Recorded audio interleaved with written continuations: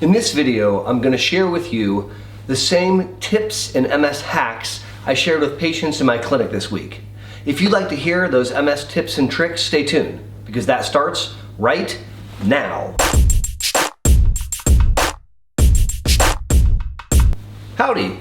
Thanks for learning about MS with me, Boster. I started this YouTube channel to help my own MS clinic patients learn between visits, and it's my hope that through these videos I can help you learn too. In today's video, I wanted to share with you some of the same life hacks, tips, and tricks that I shared with patients in clinic this week. So let's jump in. I spoke a lot about sleep and something that I call sleep hygiene. The bottom line is, a lot of us adults don't have very good sleep. We're not good sleepers, as my grandma used to say. Now, the problem with not getting good sleep is it has a profound impact on your ability to function the following day.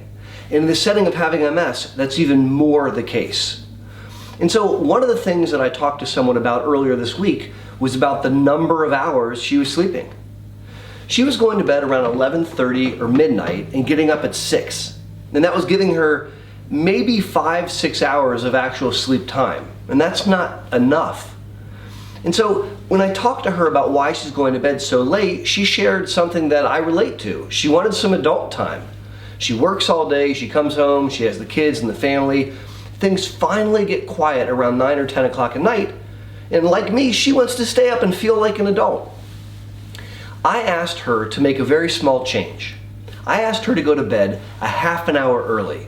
So instead of going to bed at, say, 11, go to bed at 10:30. Steal that extra half an hour. An extra half an hour of sleep over a week adds up and can make a really big difference. It'll help her recharge her battery. It'll help her be more effective at living her life more fully during the next day. Another life hack to optimize sleep is to pay attention to fluid intake. Many of us don't really start to pick up on our fluid intake until we come home from work. I know I'm guilty of that. With dinner, I'll start to drink water, and then I'll be drinking fluids up until I go to bed. There's even times that I will bring a bottle of water to the bedside table.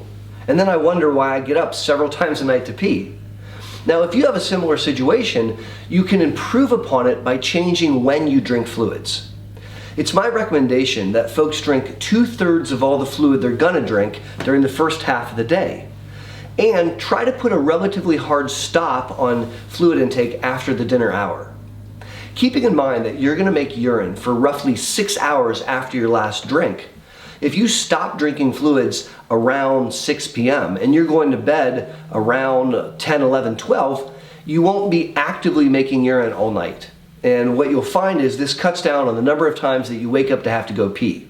The less often you wake up, the better sleep you get, the more charged you are for the following day. Another bladder life hack is to time voids. Now, when we are helping toddlers and children learn to go potty, we're very good at regulating when we send them to the bathroom. Every hour you go sit on the john, see if you have to tinkle. I don't have to go, we'll go anyways. And then you listen and you can hear him peeing. As adults, we don't do that anymore. We simply wait for our bladder to fill up, and once it's full and we can feel it, we meander over to the bathroom and urinate when it's convenient. But there's a problem in the setting of MS, because damage to the brain and spinal cord can result in you not getting the message. Your bladder's filling with urine, your bladder's getting bigger and full, but you don't know it yet. And when you finally realize, I have to pee, you've literally got a couple seconds before there's an accident. So an easy life hack is to simply schedule your voids. You might try it out. If you wake up, say, at 6 a.m., every 2 hours, go to the john. At 8 a.m., at 10 a.m., at noon, at 2 p.m., go to the bathroom and try to empty. Now, sometimes you may find that you don't have to go, but if you identify that you have a bladder that was full and didn't realize it, you're onto something. Because if you can learn to schedule your voids every 2 hours, you'll never have a surprise and you'll never be wet. Now, some people may find that 2 hours is too long and they have to go maybe every hour or hour and a half. But if you can get in the habit of training yourself to go to the bathroom at an interval, you'll never have an oh no moment. This week I also talked to several people about exercising as an adult. One life hack is to change the way we think about exercise. Instead of adopting an all or none high school attitude where I'm going to exercise every day, liberalize it a little bit. Tell yourself, I'm going to set a goal of exercising 2 to 3 times a week. Now, I really want to leverage the weekends when I don't have to go into work. You could work out once on Saturday, once on Sunday, and then you just need to stick in one other exercise sometime during the course of the week. Heck, you could exercise twice on Saturday, once on Sunday, and call it good. I also don't want us to get caught up in setting personal records and extending how far we can run or how much we can bench press. Instead, I really want to focus on presenteeism. I joke, if you put on your Lululemon and you get on your elliptical, whatever you do, you get credit for. Because what we're really looking for, guys, is a lifetime of adult exercise to make it part of your lifestyle. If you have a week where you're too busy and you can't fit exercise in, don't beat yourself up. Just restart the following week. We know that to be the most awesome version of you, we need to get you exercising. But I really feel strongly that an MS life hack is going about it in a kind way. And so you might try those techniques out, and if you do happen to and they work, or if they don't work, leave a comment down below because I would love to hear your experience. I talked to several people about struggles with taking your medicines. Remembering to take all your medicines can be challenging, and one person in particular had trouble remembering to take her vitamin D.